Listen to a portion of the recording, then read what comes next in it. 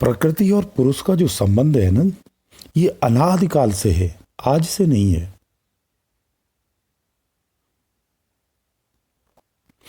ये ऐसा संबंध है, ये कभी विच्छेद नहीं होता।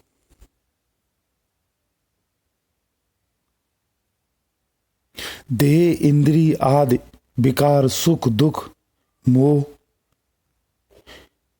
ये जो गुण है ना, ये सब प्रकृति के गुण है, ये प्रकृति से ही उत्पन्न होते हैं।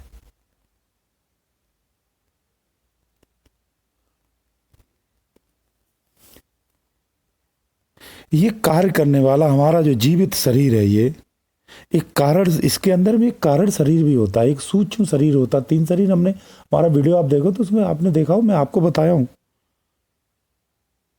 एक कार्य शरीर, एक कारण शरीर, एक सूक्ष्म शरीर। ये 3 आवृत्तियां एक शरीर की होती हैं, मतलब एक शरीर के 3 आवरण होते हैं, ऐसे भी समझ सकते हैं। तो इनके जितने भी कर्तव्य प्रकृति के अनुरूप है ना, ये प्रकृति के द्वारा प्रदत्त हैं।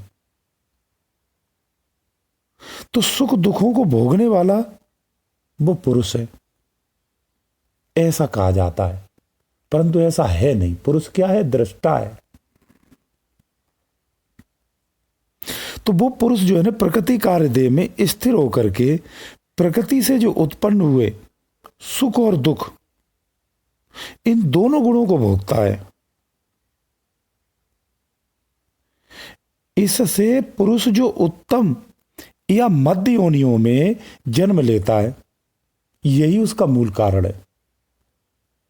और इसी को हम जीव भी कहते, जीव की उपाधि में आ जाता है, क्योंकि उसका मूल जो कारण है ना, वो प्रकृति के गुणों का सहयोग ही है। इस देह में पुरुष रहकर भी भिन्न होता है।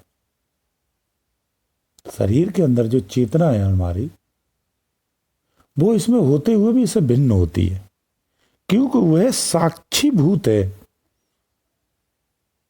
करता नहीं है। वो सलाह देने वाला है, पोषण करने वाला है, महेश्वर है और परमात्मा है,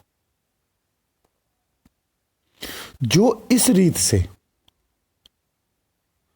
पुरुष को और गुणों के सहित प्रकृति को जान लेता है, वह संसार में लिप्त रहने पर भी जन्म नहीं लेता है।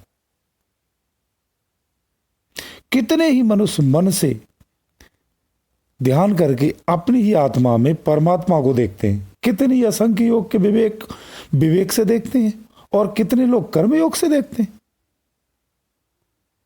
कितने ऐसे हैं जो असंख्य योग या कर्मयोग को नहीं जानते, वे दूसरों से उपदेश सुनकर उपासना करते हैं।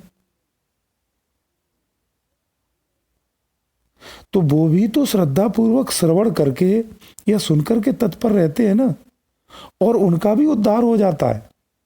रेस की बात तो यह है, जितने भी स्थान प्राणी मात्र उत्पन्न होते हैं ना, कहीं भी किसी भी स्थान पर,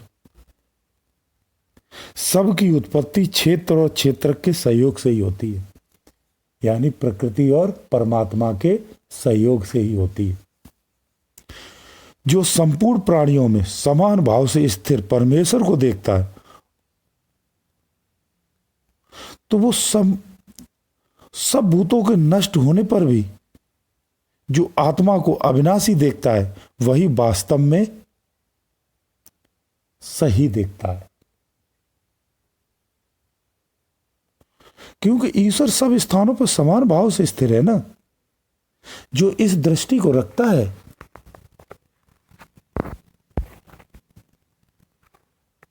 वही उत्तम दृष्टि उसकी। जैसे आकाश सब जगह व्याप्त है, परंतु सूक्ष्म होने से कहीं लिप्त तो नहीं होता, इसी प्रकार संपूर्ण शरीर में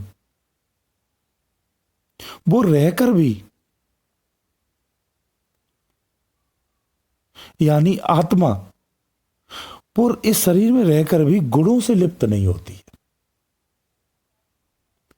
जैसे सूर्य इस संपूर्ण जगत को अकेले ही प्रकाशित करता है, करता कि नहीं करता है, उसी तरह क्षेत्रीय जीव संपूर्ण क्षेत्र देव को प्रकाशित करता है।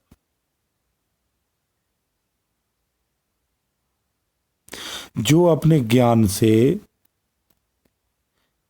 इस क्षेत्र और क्षेत्रज्ञ का अंतर जानते हैं, प्रकृति और पुरुष का जो अंतर जानते हैं, पदार्थ और परमात्मा का, जड़ और चेतन का जो अंतर जानते हैं, भली भांति जानते हैं,